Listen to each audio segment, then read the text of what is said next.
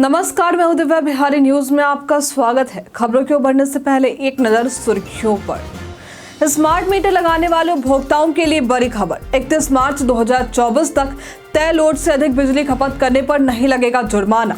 पटना के अलावा अब अन्य जिलों में भी कटेंगे ई चालान। प्रदेश के 80 प्रमुख चौक चौराहों पर सीसीटीवी लगाने की प्रक्रिया हुई तेज। होली से बिहार आने वाली कई ट्रेनें हुई फुल। अभी भी कटवा ले टिकट, जानिए किन ट्रेनों में मिल सकती है सीट। खतरों के खिलाड़ी शो की तैयारी हुई शुरू। इस रियलिटी शो में नजर आ सकती हैं बिहार की मनीषा रानी। आज भारत पाकिस्तान के बीच होगा हाई वोल्टेज मुकाबला। इसी बीच रोहित शर्मा के संन्यास लेने की चर्चा तेज। इस पूर्व खिलाड़ी का आया चौंकाने वाला बयान। चलिए बढ़ते हैं शाम तक की बड़ी खबरों की ओर विस्तार से। स्मार्ट प्रीपेड मीटर लगाने वाले उपभोक्ताओं के लिए खुशखबरी। स्मार्ट प्रीपेड मीटर लगाने वाले उपभोक्ताओं के लिए एक बड़ी खबर सामने आई है। बिहार विद्युत विनियामक आयोग ने प्रस्तावित किया है कि स्मार्ट मीटर लगाने वालों को 31 मार्च 2026 तक तय लोड से अधिक बिजली खपत करने पर जुर्माना नहीं लगेगा। साथ ही स्मार्ट मीटर उपभोक्ताओं को पोस्ट पेड मीटर से 25 पैसे प्रति यूनिट सस्ती बिजली मिलेगी। कृषि और वाणिज्यिक उपभोक्ताओं को पावर फैक्टर सरचार्ज से भी मुक्ति मिलेगी। इसके अलावा 10 किलोवाट से अधिक लोड वाले उपभोक्ताओं को दिन में सस्ती बिजली मिलेगी। इस फैसले को लागू करने के लिए बिहार इलेक्ट्रिसिटी सप्लाई कोड में संशोधन किया जाएगा। राम मंदिर के ट्रस्टी रहे कामेश्वर चौपाल के घर में चोरी। पटना के दिवंगत राम मंदिर ट्रस्टी कामेश्वर चौपाल के घर से पटना में चोरी हो गई। 7 फरवरी को उनका निधन हुआ था और श्राद्ध कर्म के लिए परिवार गांव गया था। इस दौरान चोरों ने उनके घर का ताला तोड़कर करीब 50 लाख रुपए की संपत्ति चुरा ली है, जिसमें सोने चांदी के आभूषण और राम मंदिर के लिए उन्हें दिए गए सम्मानित सम्मान भी शामिल थे। घटना बेऊर थाना इलाके की है। परिवार ने पुलिस से जल्द चोरी की वस्तुएं बरामद करने की मांग की, लेकिन अभी तक कोई ठोस कार्रवाई नहीं हुई। 1 अप्रैल से बिहार के अन्य जिलों में एआई से कटेंगे ई चालान। पटना में ट्रैफिक नियमों का उल्लंघन करने पर अब एआई की मदद से ऑनलाइन चालान कट रहे हैं और ये व्यवस्था बिहार के 26 जिलों में 1 अप्रैल 2025 से लागू होगी। इसके लिए 80 चौक चौराहों पर सीसीटीवी कैमरे लगाने की प्रक्रिया तेज कर दी गई है, जिसका लक्ष्य 31 मार्च तक पूरा किया जाएगा। दूसरे चरण में 120 और चौक चौराहों पर कैमरे लगाए जाएंगे। इन जिलों में मधेपुरा, अरवल, सुपौल, नवादा, समस्तीपुर, शेखपुरा, औरंगाबाद, कैमूर, गोपालगंज, सिवान, सीतामढ़ी, वैशाली, खगड़िया आदि शामिल हैं। महाकुंभ के बाद होली में बिहार आने वाले कई ट्रेनें हुई फुल। महाकुंभ मेला समाप्ति के बाद होली में घर वापसी के लिए ट्रेनों में भारी भीड़ है और कई ट्रेनों में सीटें फुल हो चुकी हैं। 1 से 12 मार्च तक दिल्ली से पटना आने वाली अधिकांश ट्रेनों में लंबी वेटिंग है। हालांकि कुछ ट्रेनें जैसे वंदे भारत, जन शताब्दी और गरीब रथ में सीटें उपलब्ध हैं। रेलवे द्वारा फेस्टिव स्पेशल ट्रेनें भी चलाने की योजना है। अगर आपको ट्रेन में सीटें नहीं मिल रही हैं तो ट्रिप ब्रेक सिस्टम के तहत लखनऊ या बनारस तक टिकट बुक कर वहां से पटना आ सकते हैं। इसके अलावा बस सेवा भी एक विकल्प है। साइबर अपराध की संख्या में बिहार में हुई दोगुनी। साइबर अपराध की संख्या बिहार में हुई दोगुनी। साइबर अपराध की संख्या बिहार में पहले के मुकाबले दोगुनी हो गई। इस बढ़ती चुनौती से निपटने के लिए पुलिस अधिकारियों को विशेष प्रशिक्षण दिया जाएगा, जिसमें एएसआई से लेकर आईपीएस रैंक के अधिकारियों को शामिल किया जाएगा। ये प्रशिक्षण साइबर बुलिंग, डिजिटल अरेस्ट, विदेशों से आने वाले ठगी कॉल और अन्य साइबर अपराधों पर केंद्रित होंगे। इसके लिए राष्ट्रीय साइबर अपराध प्रशिक्षण केंद्र यानी साइट्रेन से विशेषज्ञ मदद ली जाएगी और पुलिस कर्मियों को ऑनलाइन और हाइब्रिड ट्रेनिंग के माध्यम से प्रशिक्षित किया जाए। इसके लिए राष्ट्रीय साइबर अपराध प्रशिक्षण केंद्र साइट्रेन से विशेषज्ञ मदद ली जाएगी और साइबर पुलिस कर्मियों को ऑनलाइन और हाइब्रिड ट्रेनिंग के माध्यम से प्रशिक्षण दिया जाएगा। महाकुंभ में भारी भीड़ देखते हुए कई ट्रेनें हुई रद्द। प्रयागराज में महाकुंभ मेला और महाशिवरात्रि के दौरान तीर्थ यात्रियों की भारी भीड़ को देखते हुए रेलवे ने 24 से 28 फरवरी तक कई ट्रेनों को रद्द या उनके मार्ग में बदलाव किया है। प्रमुख ट्रेनों में 1, 2, 3, 6, 7, 68 Bhagalpur, Anand Vihar Vikramshila express 1, 9, 4, 8, 3, 84 Ahmedabad, Barauni superfast 1, 2, 1, 4, 1, 82, Lokmanya Tilak Pataliputra superfast 1, 2, 1, 4, 9, 50, Pune Danapur Pune और 20801002 मगध एक्सप्रेस रद्द रहेंगी। इसके अलावा महाशिवरात्रि के दौरान काशी स्टेशन पर कुछ ट्रेनों के 2 मिनट के अस्थायी ठहराव की व्यवस्था की गई है। कुछ ट्रेनों के मार्ग में भी बदलाव किया गया है। बिहार के 8 जिलों से गुजरेगी गोरखपुर सिलीगुड़ी एक्सप्रेसवे। केंद्र सरकार ने गोरखपुर से सिलीगुड़ी बनने वाले एक्सप्रेसवे के अलाइनमेंट को मंजूरी दे दी, जो बिहार के 8 जिलों से गुजरेगा। इस एक्सप्रेसवे का 73% हिस्सा बिहार में बनेगा और इसकी कुल लंबाई 568.42 किलोमीटर होगी, जिससे 417.15 किलोमीटर बिहार में होगा।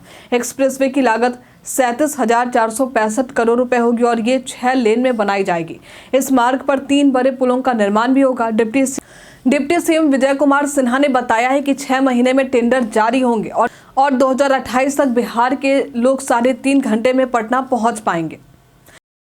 खतरों के खिलाड़ी में दिख सकती है बिहार की Manisha Rani. Stunt based reality show खतरों के खिलाड़ी के 15वें सीजन की तैयारी शुरू हो गई। इस सीजन के लिए सोशल मीडिया इन्फ्लुएंसर औरी को कंफर्म कंटेस्टेंट के रूप में चुना गया है। इसमें बिहार की मनीषा रानी का नाम भी चर्चा में है, जिन्हें शो के लिए संपर्क किया गया है, लेकिन इसकी आधिकारिक पुष्टि नहीं हुई है। शो की शूटिंग मई 2025 में शुरू हो सकती है और ये जून या जुलाई 2025 में कलर्स टीवी पर टेलीकास्ट होगा। इसके अलावा अविनाश मिश्रा, दिग्विजय राठी, ईसा सिंह, एल्विस यादव, गुल्की जोशी और भाविका शर्मा को भी अप्रोच किया गया है।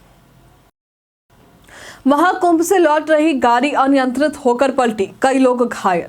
महाकुंभ से लौट रहे एक परिवार की तेज रफ्तार कार बिहार के औरंगाबाद जिले में अनियंत्रित होकर पलट गई। ये हादसा मुफस्सिल थाना क्षेत्र के रतनौआ के पास हुआ है, जिसमें कार सवार 8 लोग घायल हो गए। घायलों में गया जिले के राजीव रंजन, चैतन्य राज, प्रिया कुमारी, श्यामा कुमारी, खुशबू कुमारी, दिनेश कुमार, विपिन कुमार और चालक सूरज कुमार शामिल है। परिजनों के मुताबिक चालक को झपकी लगने के बाद कार अनियंत्रित हो गई और सड़क किनारे मिट्टी के ढेर पर चढ़ने से टायर ब्लास्ट हो गया। घायलों का इलाज सदर अस्पताल में चल रहा है और कुछ को गंभीर स्थिति में हायर सेंटर रेफर किया गया है। पवन सिंह की तस्वीर के साथ पत्नी ज्योति ने संगम में लगाई डुबकी। भोजपुरी फिल्म इंडस्ट्री के पावर स्टार पवन सिंह की पत्नी ज्योति सिंह हाल ही में महाकुंभ में स्नान करने पहुंची, जहां उन्होंने पवन की तस्वीर के साथ डुबकी लगाई। इस वीडियो को उन्होंने सोशल मीडिया पर शेयर किया, जो वायरल हो गया। वीडियो पर यूजर्स अलग अलग कमेंट कर रहे हैं। कुछ उनकी जोड़ी की दुआ मांग रहे हैं, जबकि कुछ लोग पवन सिंह की निजी जिंदगी पर टिप्पणी कर रहे हैं। पवन सिंह ने भी इस पर प्रतिक्रिया दी है और कहा है कि भक्ति भाव आजकल मजाक बन गया है। बता दें कि ज्योति सिंह ने हाल ही में विधानसभा चुनाव लड़ने का ऐलान भी किया है। पटना पहुंचे शिवराज सिंह चौहान, बिहार के किसानों को बताया मेहनती। केंद्रीय कृषि मंत्री शिवराज सिंह चौहान रविवार को पटना पहुंचे और कहा कि बिहार अद्भुत राज्य है, यहाँ के किसान बहुत मेहनती हैं। उन्होंने ये भी बताया कि प्रधानमंत्री नरेंद्र मोदी कल बिहार से किसान सम्मान निधि के लिए 20,000 करोड़ रुपए जारी करेंगे, जो राज्य के लिए सौभाग्य की बात है। विपक्षी नेता तेजस्वी यादव के बयान पर प्रतिक्रिया देते हुए शिवराज सिंह चौहान ने कहा है कि प्रधानमंत्री जनता के बीच रहते हैं और उनके लिए काम करते हैं। साथ ही उन्होंने मखाना बोर्ड के गठन के बारे में बताया और किसानों से सुझाव लेने की बात कही। कांग्रेस बिहार में अपनी जमीनी स्थिति का करेगी आकलन।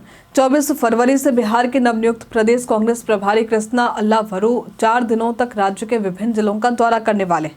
उनका दौरा 24 फरवरी को पटना जिले से शुरू होगा, जहां वे पार्टी नेताओं के साथ बैठक करेंगे। इसके बाद 25 फरवरी को वे बेगूसराय, खगड़िया और समस्तीपुर में पार्टी कार्यकर्ताओं से मिलेंगे।